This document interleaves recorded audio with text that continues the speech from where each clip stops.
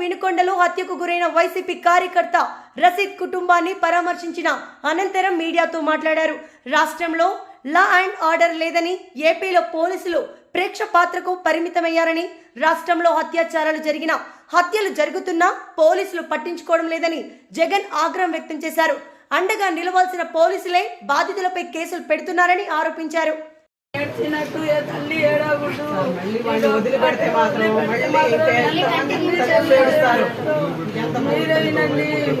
అదొక్కడే న్యాయం చేయండి. అలాంటి కూరముగాన్ని ఊళ్ళో వదిలిపెట్టి మేము అడిగా రోడ్డు మీద నరికారు.